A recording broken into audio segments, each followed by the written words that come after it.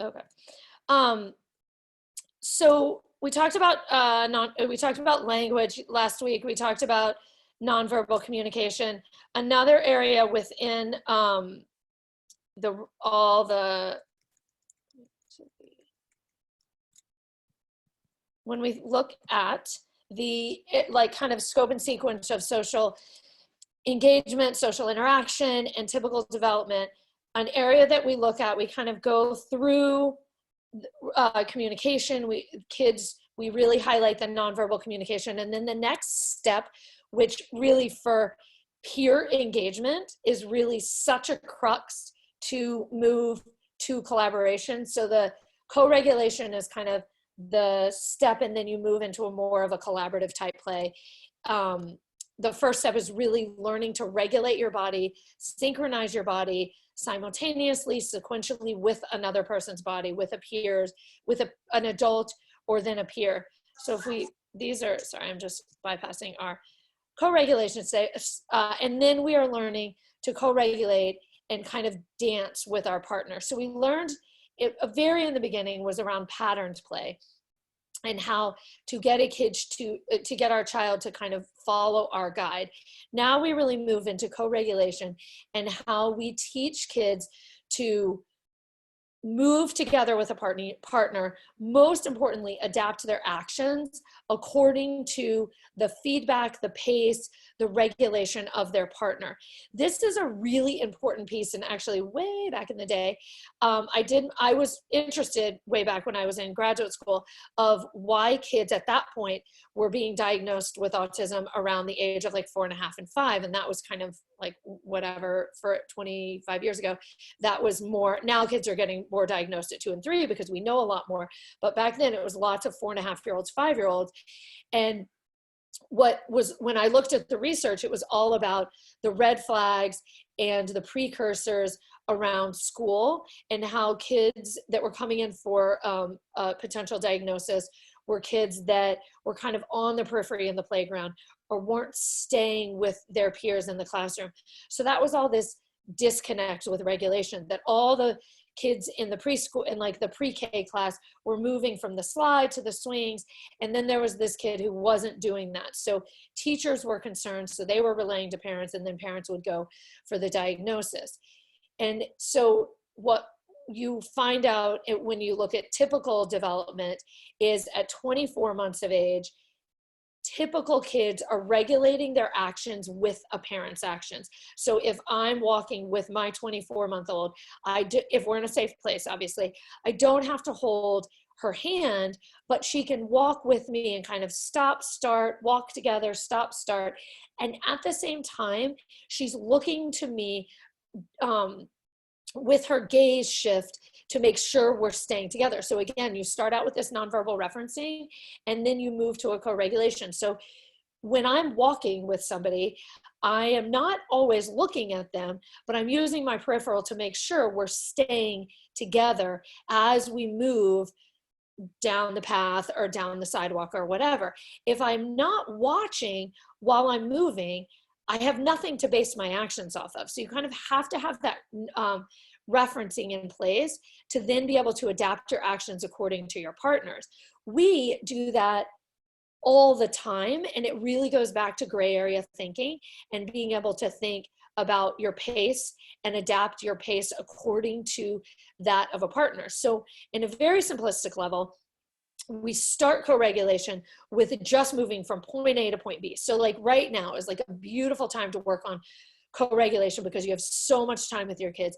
Just take a walk every day and find something else to have them connect with you besides holding hands, because as you will notice, once you understand more about co-regulation, is when you're holding hands, you're doing, when we think about the pendulum, you're doing about 80% of the work.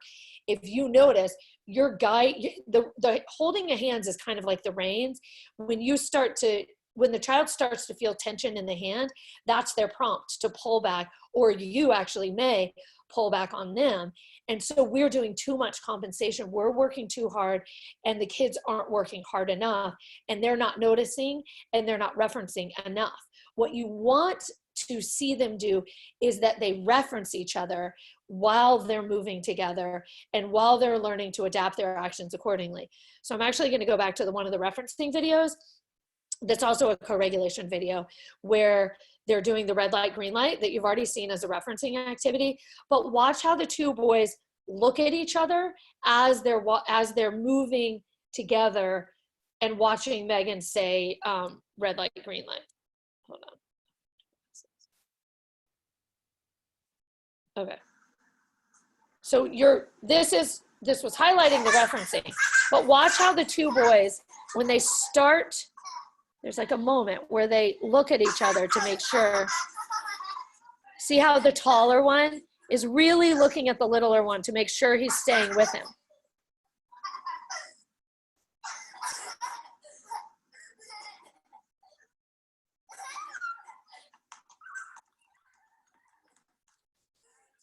So Adam, the taller one, was really watching the little guy to make sure he was staying with him. That's the beauty of co-regulation.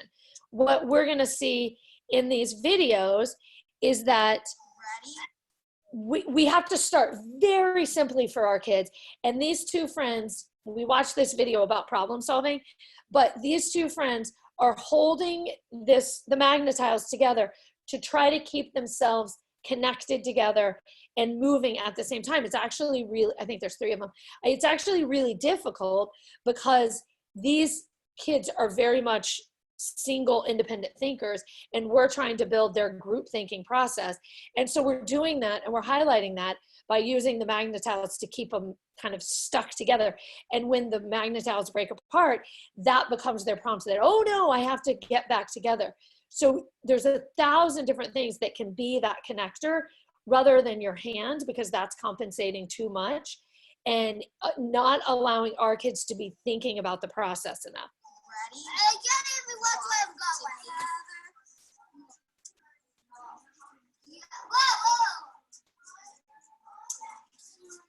Wow, you guys are staying together. So see, they have to then stop, and then they have to reconvene and put it all back together and start it again. Together through the whole course. Ready, jump, step, step,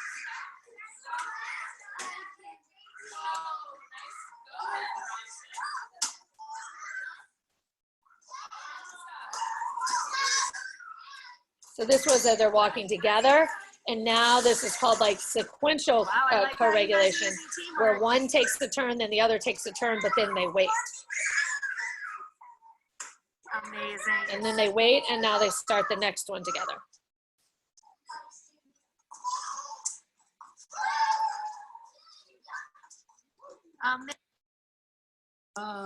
So in the simplest form of co-regulation, I wish I had more of like just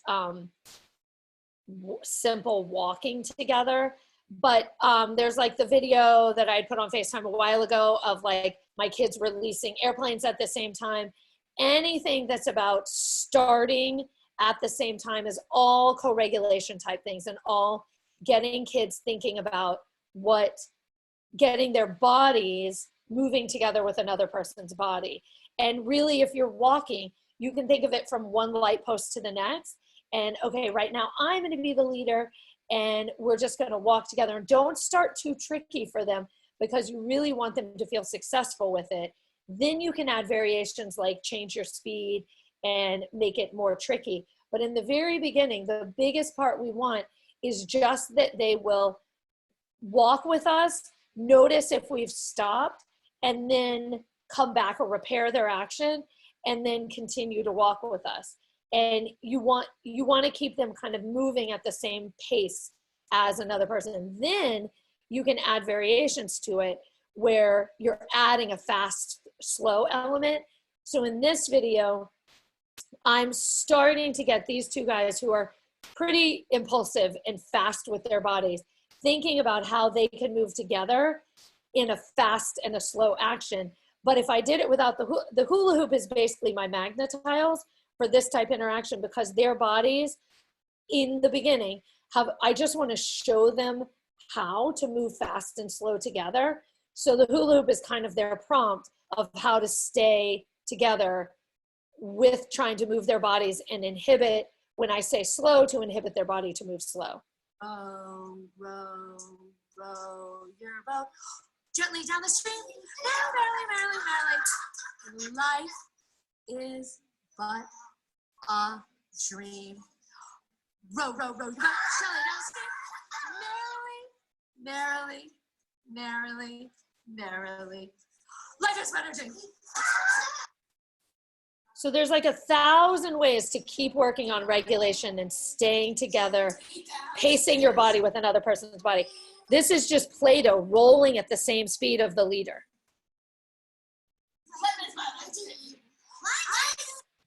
Hold on. What?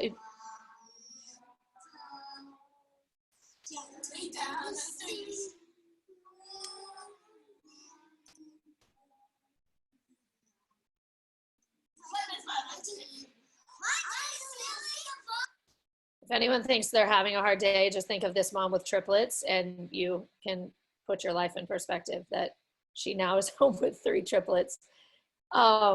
This is this activity I think the elephants either did today or doing tomorrow. This is you're trying to hold a box and roll. It's like marble painting. So you're learning to regulate your actions with another person's actions, and you're having to work together to roll the marble back and forth. And it's all about slow and fast.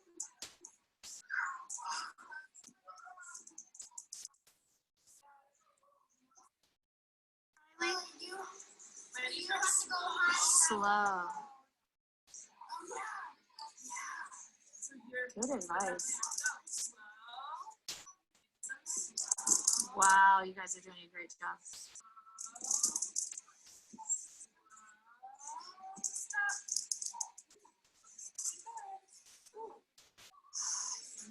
Wow.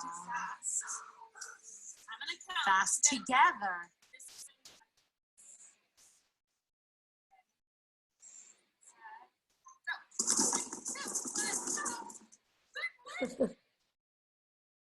I think, okay.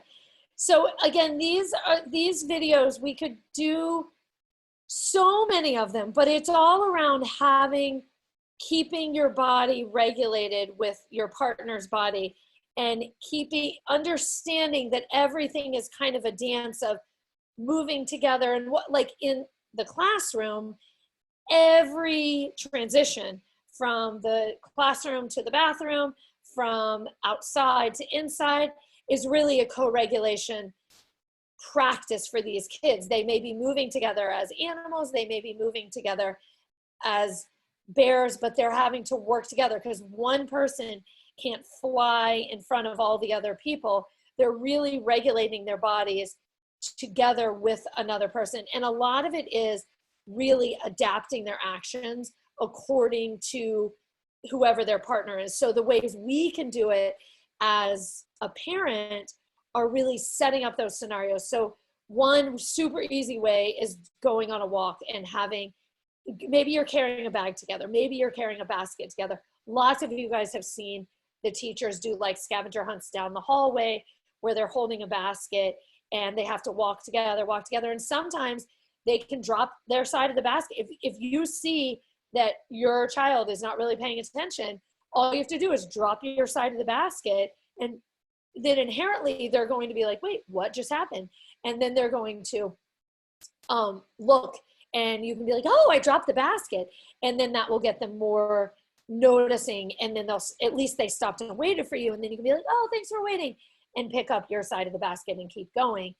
Another easy thing to do now is like raking the leaves together. You both get rakes, or even you could do anything like kicking the leaves together. Anything where you're doing a ready, set, rake, rake, rake, rake, stop, ready, set, rake, rake, rake, rake, stop. And so they're learning to stop and start with you, and then they can be the leader as well. And then you're going on their ready, set, stop type thing. If they're into like scootering, you could do the red light, green light, where siblings or a mom, the dad is the red light, green light, and mom and the child are scootering. And just like that one video where they did the red light, green light, you're having to, they could be moving on anything. So on scooters, by foot, you could have cars and you could race cars together, and you could have the car, like kids love doing co-regulation with cars, where you're moving the cars together and you stop, or if you're the leader, oh no, we have to take a turn, there's a detour, and then their car has to come with you around a track or something like that. There's lots of different ways to do co-regulation, but what you want to think around in the intentionality is that their movements, whether it's by the car, by their body, by a scooter, it doesn't matter. Their movements are based off of your movement, and you want to make sure they're watching you with their face. The whole goal is that you're now integrating the nonverbal referencing into nonverbal referencing while you're moving, so that then the goal is when they're at the recess or they're on the playground, kind of like I was talking about the red flags in the beginning, if they see their friend moving, they're going to adapt their actions and start moving with their friend, rather than needing a prompt to move their body. They're going to say, oh, I need to do this. I'm going to problem solve this moment, and I'm going to move from the slide to this, or I'm going to say to my friend, hey, where are you going? So that they're realizing part of the process is regulating and moving with a friend. And a lot of this, like so many of our kids start walking and they're bumping into us, or they're like walking in front of us. That's because they're not thinking in relation to the other person. And we really have to get them thinking in relation to us, and thinking about how their body adapts to our speeds, fast and slow. And you can really make it fun for the kids, because if you're unpredictable and make it funny, then it becomes funny rather than like a fail type situation. So if you're like, oh, I stopped, well, let's try it again. Oh no, I hope I don't stop. I hope I don't stop. So you're making it super fun for them, and you're making it just a game rather than, oh, you need to stay with me. Like, it's not about them needing to stay with you.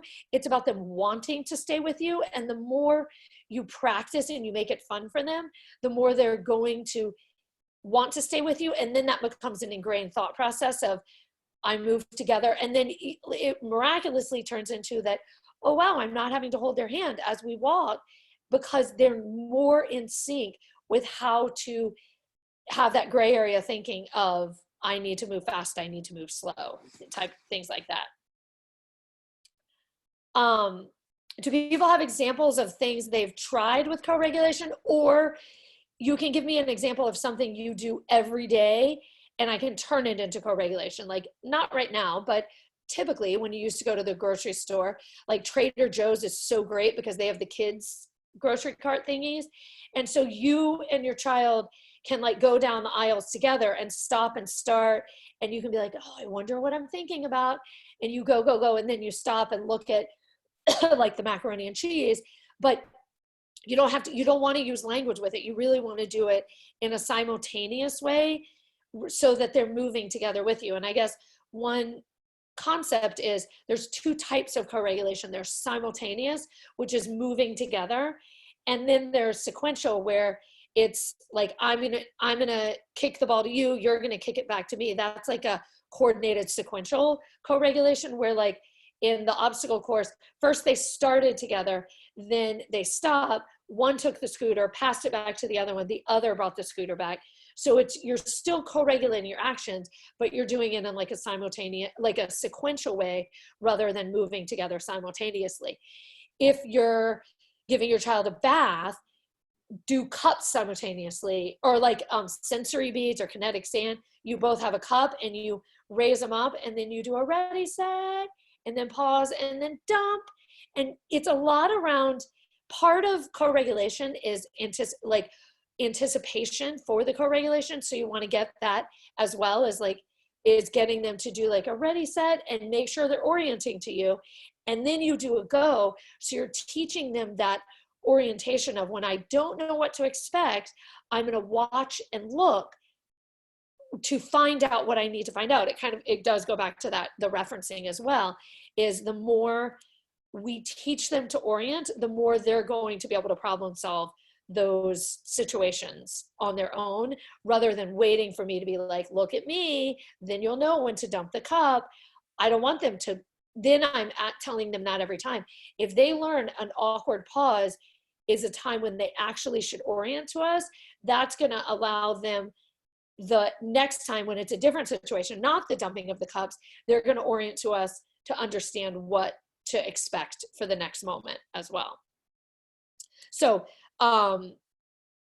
ideas you guys have, or ways you've used co-regulation that you've seen success or not success, and then I can help you come up with the ways to make it successful.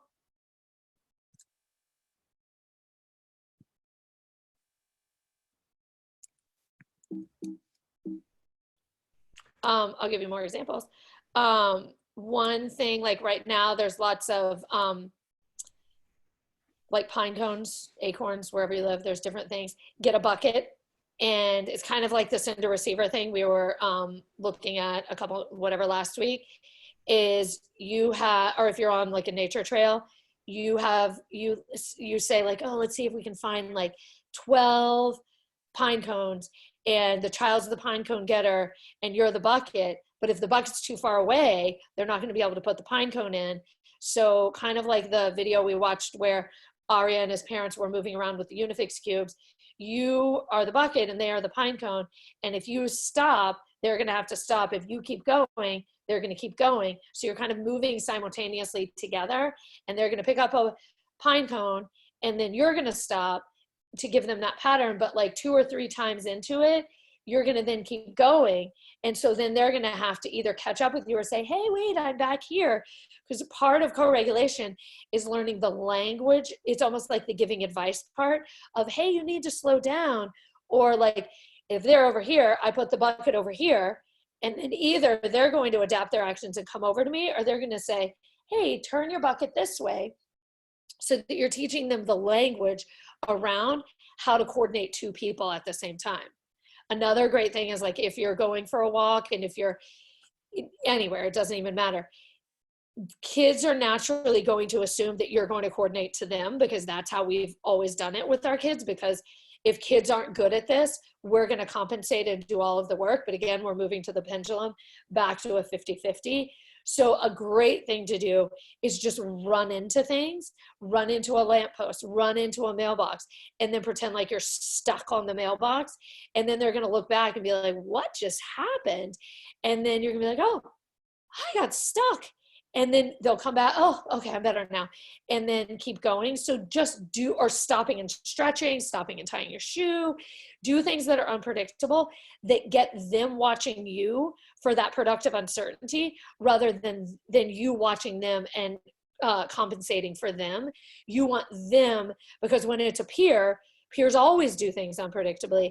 And if our friends are always assuming that their way of thinking and their way of walking, their pace of walking is the right pace, they're never going to keep up with their friends. They're never going to be able to regulate with their friends. So we really want to give them that connection point. And the more unpredictable we are, the more that is highlighted.